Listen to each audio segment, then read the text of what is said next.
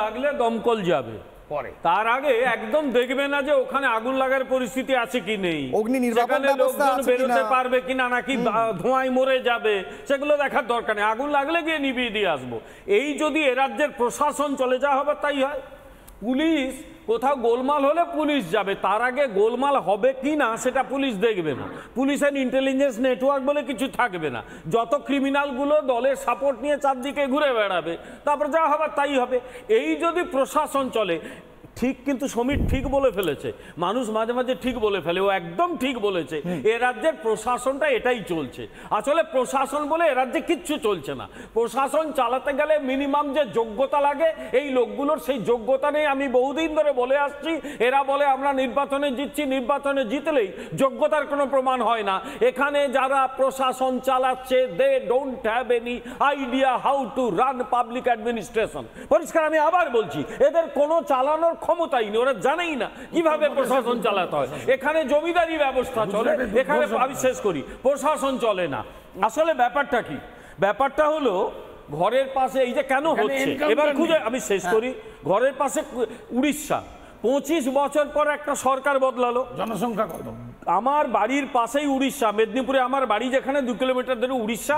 উড়িষ্যার সঙ্গে আমার ব্যক্তিগত একটা যোগাযোগও রয়েছে। আমি শেষ করি একটু।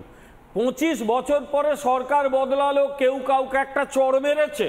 বরং দেখা গেল যেদিন নতুন সরকার গঠন হয়েছে, পুরনো মুখ্যমন্ত্রী এসে সেই অনুষ্ঠানে যোগ দিলেন, শপথ গ্রহণ অনুষ্ঠানে অসম্ভব সুন্দর নজির তৈরি করলেন। বেশ, সমীর বাবু বলছেন আপনাদের দায় আছে শান্তি ফেরানো, কেন এরকম হিংসা হবে? আপনারা কেন হিংসা করছেন? আসলে কি হয়েছে কেন দিচ্ছেন আপনারা? আমি আবার পুরোপুরি তৃণমূলের কথা বলছি না। এই এন্টায়ার সিস্টেমটা that was created by the left. কেন? লেফট আমলে আমার মনে আছে ঠিক এই জিনিসই নির্বাচনের সময় কিছু লোক বেরিয়ে পড়লো। বেরিয়ে শেষ করি লেফট আমলে যা হতো তোমরা তা তুলে দিয়েছো, তবু কিছু হতো তোমরা সেটাও তুলে দিলে। সিপিএম এর মেধাবী ছাত্রছাত্রী তো তোমরা, সিপিএম এর স্কুল থেকে পড়া জিনিস তো, আর কি করব? ফলে যা হতো আমরা দেখেছি। আমার মনে আছে একবার সল্টলেকে একটা পুরসভা নির্বাচন দেখার একটা দুর্ভাগ্য হয়েছিল।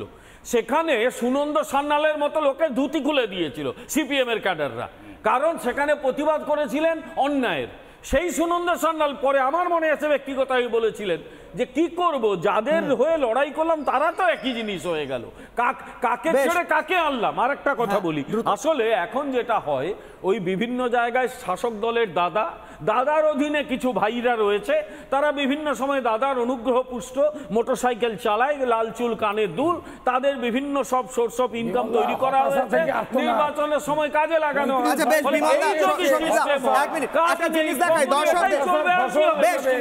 দর্শকদের একটা জিনিস দেখাবো, 4 তারিখ, অত পিছনে যাওয়ার দরকার নেই। আচ্ছা সমীর বাবু একটা তথ্য দেখুন, আমি দেখাই তথ্য, তারপর ফিরবো আলোচনা। তথ্য দেখি, 4 তারিখ ভোটের রেজাল্ট বেরোলো। 4 তারিখ ভোটের রেজাল্ট বেরোনোর পর কি হলো? দিকে দিকে রাজনৈতিক হিংসার খবর এলো। দেখি কোথায় কোথায় রাজনৈতিক হিংসা হয়েছে। গ্রাফিক্স এই মুহূর্তে দাঁড়িয়ে ভোট পরবর্তী হিংসা। প্রথমেই কোচবিহারে ঘর ছাড়া বহু বিজেপি কর্মী, যেখানে শুভেন্দু অধিকারী গেলেন, তাদের সঙ্গে দেখা করলেন। পরের স্লাইড, বারুইপুর পার্টি অফিসে 70 জন বিজেপি কর্মী। এই 70 জন যে বিজেপি কর্মী তাদের বাড়ির মাথার ছাদ হারিয়েছেন। রানীনগর আক্রান্ত বাম ও কংগ্রেস, শুধু বিজেপি নয়। পরের স্লাইড, ক্যানিং ও বাসন্তী বিজেপি কর্মীদের বাড়ি ভাঙচুর করা হয়েছে, সেই বাড়ি ভাঙচুরের ছবি আমরা দেখেছি। পরের স্লাইড, নৈহাটি বিজেপি নেত্রীর বাড়িতে হামলা, অর্থাৎ বিজেপি নেত্রী হোক বা নেতা হোক, পুরুষ হোক বা মহিলা হোক, কোথাও কোনো রকম ভাবে ছাড় নেই। বহরমপুর গতকাল রাত্র থেকে আজকে সকাল বিজেপির ওপর হামলা, বোমাবাজির অভিযোগ, এবং সেই বোমাবাজির অভিযোগের ছবি দেখালাম। সন্দেশখালী বিজেপি কর্মীর দোকান এবং টোটো বন্ধ কালকে থেকে।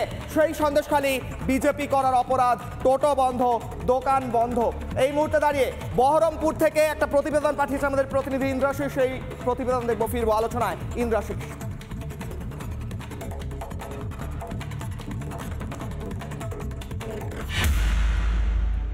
রাস্তায় এই মুহূর্তে আমি যেখানে দাঁড়িয়ে রয়েছি, বোমার দাগ এখানে একেবারে স্পষ্ট রয়েছে। রাস্তার বিভিন্ন জায়গাতে এইভাবে কিন্তু বোমার দাগ বিভিন্ন জায়গাতে দেখা যাচ্ছে। এরকমই কিন্তু ইটের টুকরো এখানে পড়ে রয়েছে, এবং এই ইট দিয়ে এই যে ক্লাবের দরজা সেটিকে ভাঙার চেষ্টা করা হয়। এখানে কিন্তু আরও একটি বোমার দাগ একেবারে স্পষ্ট রয়েছে। অর্থাৎ কিভাবে বোমাবাজি হয়েছে তা এই সমস্ত ছবিগুলো দেখলে কিন্তু খুব সহজেই অনুমান করা যায় একেবারে বোমার দাগ মাটিতে স্পষ্ট রয়েছে। রাস্তার বিভিন্ন জায়গাতে এইভাবেই কিন্তু বোমার দাগ ছড়িয়ে ছিটিয়ে পড়ে রয়েছে। বিভিন্ন জায়গাতে মুড়ি মুড়কির মতো এই বোমাবাজি হয়েছে। অনেকেই আছে যাদের দোকান, এই মুহূর্তে একটি দোকান আমি দেখাবো, দোকান কার্যত এই মুহূর্তে বন্ধ রয়েছে। এরকমই একাধিক দোকান কিন্তু বন্ধ করে দেওয়া হয়েছে সকাল থেকে। দোকান খুললে কি হবে সেই কথা ভেবে এক প্রকার ভয়ে তারা কিন্তু দোকান খুলছে না। একটু কথা বলবো, আজকে কালকে গন্ডগোল হয়েছে, আজকে দোকান খুলতে কি ভয় পাচ্ছেন? ভয় তো একটু লাগছেই, কারণ কখন কি হয়ে যায় ভয় পাচ্ছেন এখানকার স্থানীয় বাসিন্দারা। সব মিলে থমথমে পরিবেশ। রাজ্য পুলিশের পক্ষ থেকে যেরকম আধিকারিক রয়েছেন, কেন্দ্রীয় বাহিনীর যারা জওয়ান তারা এখানে রয়েছে। সকাল থেকে দফায় দফায় কিন্তু গোটা এলাকায় এই রুটমার্চ চলছে। অরিত্র, চাকরি করতে গেলে দুর্নীতির জন্য চাকরি পাওয়া সম্ভব নয়। ব্যবসা করতে গেলে দেখলাম ব্যবসায়ী গুলি খেলেন, ব্যবসায়ীকে তোলাবাজির হুমকি দেওয়া হয়েছে। আর রাজনীতি করতে গেলে তো কি অবস্থা দেখতেই পাচ্ছি। করবোটা কি বলো তো এই রাজ্যে?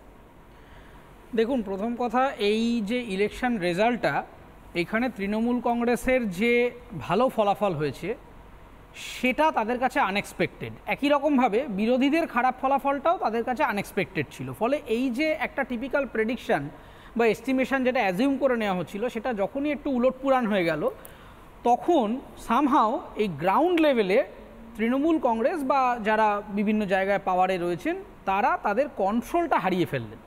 এবং তখন গ্রাউন্ড লেভেলের বেশ কিছু মানুষ তারা মনে করতে থাকলেন যে এটা আমার কাছে একটা লাইসেন্স, এতদিন অনেক কথা বলেছেন, দেখিয়ে দেবো আজকে। এই যে একটা ব্যাপার চলে এলো।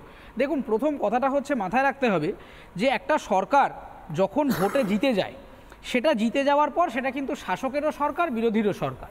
মমতা বন্দ্যোপাধ্যায়ের বিভিন্ন প্রকল্পের সমালোচনা আমি করতেই পারি, কিন্তু আমাকে এটা স্বীকার করতে হবে যে মমতা বন্দ্যোপাধ্যায় আমারও মুখ্যমন্ত্রী, আমারও স্বরাষ্ট্রমন্ত্রী, আমারও পুলিশ মন্ত্রী। ফলে আমি তার যদি কোনো প্রকল্পের সমালোচনা করি, তার বিনিময়ে এটা কখনোই এক্সপেক্টেড নয় যে তার ডিপার্টমেন্ট সে আমাকে সুরক্ষা দেবে না, অথবা তার পুলিশ তার হয়ে কাজ করবে। আমি যদি পুলিশের কাছে যাই একটা সাহায্য চাইতে, যে আমাকে পাড়ার গুন্ডামস্তানে সে হুমকি দিচ্ছে, পুলিশ বলবে না আপনি তো সরকারের বিরুদ্ধে কাগজে লেখেন বা কথা বলেন, আপনাকে কোনো রকম সাহায্য আমরা করব না। তার কারণটা হচ্ছে এখানকার যারা গভর্নমেন্ট অপারেট করছেন তারা ধরে নিচ্ছেন যে তৃণমূল কংগ্রেস আর রাজ্য সরকার এই দুটো সমান। এই দুটো সমান হতে পারে না। পুলিশ প্রশাসনের কোনো তৃণমূল বিজেপি হয় না, ঠিক। কিন্তু এখানে এখন যেভাবে অপারেশনটা হচ্ছে, যে কোথাও কোনো দুষ্কৃতি বা রাজনৈতিক হিংসা হলে থানার ওসির কাছে গেলে ওসির দায়বদ্ধতা হয়ে যাচ্ছে যে আগে পাড়ার নেতাকে ফোন করা, যাচ্ছে কি আপনার লোক আছে নাকি, তারপরে ডিসাইড হচ্ছে যে এফআইআর কিভাবে হবে, চার্জশিট হবে কিভাবে হবে, জিডি কিভাবে হবে। আচ্ছা, এফআইআর যদি হয় চার্জশিটে সেই লোকগুলোর নাম থাকবে কিনা। এরকম অনেক জায়গায় দেখা যাচ্ছে যে এফআইআর এ যিনি প্রাইম অ্যাকিউজড, চার্জশিটে তার নামটাই গায়েব হয়ে যাচ্ছে কোথা থেকে, কারণ তার পারমিশন। তার কারণ হচ্ছে যে নেতা বলেছে যে আমার লোক। এই যে কন্টিনিউয়াস প্রশ্নটা করছিলাম না, যে রাজনীতি তো ছেড়ে দিলাম, আমি তৃণমূল বিজেপি কাউকে কারুর কথা বলছি না, যে কেউ আহত হতে পারে, যা কারুর উপর অ্যাটাক হতে পারে, কিন্তু এর দায় রাজ্য প্রশাসন এবং রাজ্যের যে প্রশাসনিক কর্তা এবং মন্ত্রী, মানে অর্থাৎ যারা সরকারি কর্তা পুলিশের মাথায় বসে আছেন কিংবা অন্য দপ্তরের মাথায়, কিংবা যারা রাজনৈতিকভাবে ইলেক্টেড হয়ে গেছেন, তারা কেন নেবেন না? কেন একজন ব্যবসায়ীকে গুলি খেতে হবে? অরিত্র, দেখুন, শুধু ব্যবসায়ীর গুলি খাওয়ার বিষয়টা না, আপনি শালিমারের যে অংশটা দেখাচ্ছিলেন এখানে, যে সেখানে তো বিজেপি সিপিএম তৃণমূল কিছু নয়, এখানে একটা গোষ্ঠীদ্বন্দ্ব হচ্ছে। তো পুলিশের কাজটা কি? পুলিশের কাজটা হচ্ছে যে কোনো জায়গায় গোষ্ঠীদ্বন্দ্ব হলে সেখানে যাতে শান্তি বা পিস মেকিং করাটা পুলিশের কাজ। পুলিশের কাজ নয় কোনো নেতার হয়ে এখানে সালিশি করা। কিন্তু যখনই পুলিশ এবং প্রশাসনিক ব্যবস্থাটা একটা রাজনৈতিক দলের প্রতি বায়াসড হয়ে যাচ্ছে এবং তাদের দায়বদ্ধতা হয়ে যাচ্ছে নেতার কথায় অপারেট করা, তখন কি হচ্ছে যে তখন তারা কোনো জায়গায় কোনো ঘটনা ঘটেছে, পুলিশের যে স্বতন্ত্র বডি, স্বতন্ত্র যে নীতি শিক্ষা, সেই সব কিছু চুলোয় গিয়ে তাদের দায় হয়ে যাচ্ছে আগে নেতাকে টেলিফোন করে নেতা যা বলবেন বা উপরমহল থেকে যা ডিরেকশন আসবে সেই হিসাবে কাজ করা। এবং সেই কারণেই দুষ্কৃতীরা এখানে এখন রাজ্যের হিরো হয়ে গেছেন এবং এই খোলা হাতে বন্দুক নিয়ে যাবেন, লাঠি সোটা নিয়ে যাবেন, গালাগালি করবেন। আজকাল মুখে এখন স্ট্যান্ডার্ড পর্যন্ত তারা লাগাচ্ছে না। একটু আগে সিসিটিভি ফুটেজ দেখাচ্ছিলাম, মুখে তাদের কোনো ঢাকা বা কোনো হেলমেটও নেই, তাদের কোনো এতটাই বেপরোয়া যে তারা বেপরোয়া নয়, কিছু ভয়ই করছে না। এটা বেপরোয়া নয়, তারা নিজেরা আশ্বস্ত বা সেফ ফিল করছে যে আমাকে কেউ ধরতে পারবে না, আমি অমুক দাদার লোক আছি, অমুক দিদির লোক আছি, আমি যাই করি এখানে বোম মারবো, গুলি করবো, দেখা যাবে, আমি অমুককে ফোন করবো। আমি সুবর্ণ বাবু আর দেবাশিস বাবুর কাছে আসার পর আবার আসবো।